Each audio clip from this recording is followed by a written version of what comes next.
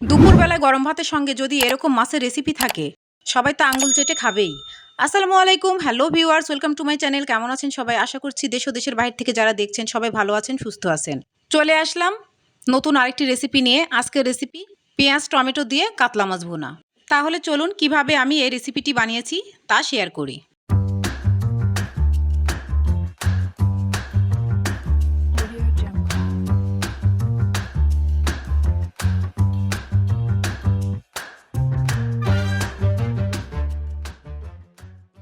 এইটাই সেই কাতলা মাছটি। এটাকে কেটে ধুয়ে নিয়ে আসবো। কাতলা মাছের মাথাটাই শুধু বড় দেখা যায়, মাছ কম থাকে, মাথা কাটলেই সব শেষ। যাই হোক, মাছটি কেটে ধুয়ে আনলাম, সব মাছগুলো ফ্রিজে তুলে রাখলাম, আর এই 3 পিস মাছ রান্না করব। এবার কেটে রাখা মাছগুলোকে মাখিয়ে নিব। তার জন্য পরিমাণ মতো লবণ দিয়ে দিলাম, সামান্য পরিমাণ হলুদ গুঁড়া দিলাম, সামান্য পরিমাণ মরিচ গুঁড়া দিলাম। এবার হাত দিয়ে খুব ভালোভাবে মাখিয়ে দিচ্ছি। মাখানো হয়ে গেলে 10 মিনিট রেস্টে রেখে দেব। যেহেতু মাছের মাথাটা খুব বড়, তাই মাঝখান থেকে 2 ভাগ করে কেটে নিয়েছি, নয়তো খেতে স্বাদ লাগবে না। এমনিতেই আমাদের বাসায় মাছের মাথা কেউ খেতে চায় না, আমি সবসময় মুড়িঘণ্ট করি, তবে আজকে রান্না করে দেখাবো। মাখানো হয়ে গিয়েছে, এবার রেস্টে রেখে দিলাম। রান্নার জন্য টমেটো কিউব করে কেটে নিয়েছি, পেঁয়াজ কুচি করে কেটে নিয়েছি এবং কাঁচামরিচ ফালি করে নিয়েছি। মাছগুলো ভাজার জন্য কড়াই চুলায় বসিয়ে দিলাম। পরিমাণ মতো সরিষার তেল দিয়ে দিলাম। তেল গরম হয়ে উঠেছে, এবার মাছের মাথার এক পাশ তেলের মধ্যে দিয়ে দিলাম। এক সাইড ভাজা হয়ে গিয়েছে, উল্টে দিচ্ছি আর এক সাইড ভাজার জন্য। মাছের 2 পাশই আমি এভাবে ব্রাউন কালার করে ভেজে তুলে নিলাম, তাহলে মাছের মাথাটা খেতে টেস্ট লাগবে। এইভাবে আমি আর এক সাইড ভেজে নিয়েছি এবং মাছের পিসটাও ভেজে নিয়েছি। মাছের ওই তেলের মধ্যে পরিমাণ মতো আবার সরিষার তেল দিয়ে দিলাম। একটা শুকনো মরিচ 3 পিস করে ভেঙে তেলের মধ্যে দিয়ে দিলাম। 2টি দারচিনি দিলাম, 2টি সাদা এলাচ দিলাম এবং হাফ চামচ পরিমাণ গোটা জিরা দিলাম। ফোড়নগুলো থেকে সুন্দর অ্যারোমা বেরিয়েছে। এবার পেঁয়াজ কুচি এবং কাঁচামরিচ ফালি একসঙ্গে দিয়ে দিলাম। এবার নেড়েচেড়ে তেলের মধ্যে পেঁয়াজ কুচিগুলোকে ভেজে নিব। যারা ভিডিওটির এই পর্যায়ে এসে এখনও লাইক করেননি, প্লিজ একটি লাইক দিয়ে ভিডিওটি কন্টিনিউ করবেন অ্যান্ড ফুল টাইম ওয়াচ করবেন। পেঁয়াজ কুচিগুলোর সুন্দর একটা ব্রাউন কালার চলে এসেছে। এ পর্যায়ে কেটে রাখা টমেটোগুলো দিয়ে দিলাম। টমেটোগুলো পেঁয়াজ কুচির সঙ্গে কিছুক্ষণ ভেজে নিব, তাহলে টমেটোর কাঁচা গন্ধটা চলে যাবে। এ পর্যায়ে স্বাদ মতো লবণ দিয়ে দিলাম, তাহলে টমেটোগুলো খুব ভালোভাবে বয়েলও হবে। 5 মিনিটের মতো আমি ঢাকনা দিয়ে ঢেকে রেখেছিলাম। এবার ঢাকনা খুলে নেড়েচেড়ে দিব। টমেটোগুলো খুব ভালোভাবে বয়েল হয়ে গিয়েছে।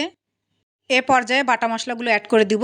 1 টেবিল চামচ জিরা বাটা দিলাম, 1 টেবিল চামচ রসুন বাটা দিলাম, 1 টেবিল চামচ আদা বাটা দিলাম এবং 3 টেবিল চামচ পেঁয়াজ বাটা দিলাম। 1 কাপ গরম পানি অ্যাড করে দিলাম। এবার নেড়েচেড়ে মশলাগুলোকে মিক্সড করে দিলাম। 1 চামচ হলুদ গুঁড়া দিলাম, হাফ চামচ শুকনো মরিচের গুঁড়া দিলাম। যেহেতু আমি কাঁচামরিচ ইউজ করেছি, বেশি শুকনো মরিচের গুঁড়া দিব না। এবার নেড়েচেড়ে শুকনো উপকরণগুলোকে ভালোভাবে মিক্সড করে দিব এবং মশলাটাকে খুব ভালোভাবে কষানোর জন্য 10 মিনিট ঢাকনা দিয়ে ঢেকে রান্না করে নেব। মাঝে মাঝে ঢাকনা খুলে নেড়েচেড়ে উল্টে পাল্টে দিতে হবে, নয়তো নিচে লেগে যেতে পারে আর পুড়ে গেলে খেতে ভালো লাগবে না, টেস্টটা নষ্ট হয়ে যাবে। টমেটোগুলোকে আমি স্প্যাচুলা দিয়ে এভাবে ভেঙে ভেঙে দিচ্ছি। মশলা কষানোর এ পর্যায়ে 1 চামচ চিনি দিয়ে দিলাম। চিনিটা দিতে না চাইলে স্কিপ করতে পারেন, তবে দিলে টেস্ট ইনহ্যান্স করবে। মশলাটা খুব ভালোভাবে কষানো হয়ে গিয়েছে, নেড়েচেড়ে একটু মিক্সড করে দিচ্ছি। এ পর্যায়ে ভেজে রাখা মাছের মাথা দিয়ে দিলাম। প্রথমে আমি উল্টা করে দিয়েছিলাম, এরপর আমি চামচ দিয়ে সোজা করে দিয়েছি। এতে করে 2 পাশেই মশলাগুলো খুব ভালোভাবে লেগে থাকবে। এ পর্যায়ে ঝোলের জন্য 2 কাপ গরম পানি অ্যাড করে দিলাম। হালকা হাতে নেড়েচেড়ে দিলাম, কিন্তু উল্টাতে পারছিলাম না, সেই জন্য কড়াইটাকে ধরে ঝাঁকিয়ে দিলাম, কারণ মাছের মাথা অনুযায়ী কড়াইটা একটু ছোটোই হয়ে গিয়েছে। এবার ঢাকনা দিয়ে ঢেকে দিলাম। বাই দ্য ওয়ে, আমি রুথি। আমার চ্যানেলে নতুন হয়ে থাকলে প্লিজ সাবস্ক্রাইব করবেন, পাশে থাকা বেল নোটিফিকেশন অল সিলেক্ট করে রাখবেন, তাহলে যখনই আমি নতুন ভিডিও আপলোড করব তার নোটিফিকেশন সবার আগে আপনার কাছে পৌঁছে যাবে। লাইক কমেন্ট করবেন। যারা ফেসবুক ও ইনস্টাগ্রাম থেকে দেখছেন প্লিজ পেজটাকে ফলো দিয়ে রাখবেন, লাইক কমেন্ট করবেন। যারা অলরেডি লাইক কমেন্ট সাবস্ক্রাইব এবং ফলো দিয়েছেন তাদেরকে ম্যানি ম্যানি থ্যাঙ্কস। আজকে আমার চ্যানেলের এই ভিডিওটি যিনি ফার্স্ট ভিজিট করেছেন তাকেও ম্যানি ম্যানি থ্যাঙ্কস। আমার অন্যান্য রান্না দেখতে চাইলে প্লেলিস্টে ক্লিক করবেন, আমার সব রান্না দেখতে পেয়ে যাবেন। মাছের রেসিপিটা অলরেডি হয়ে এসেছে। নামানোর আগে একটু ধনিয়া পাতা কুচি ছড়িয়ে দিলাম।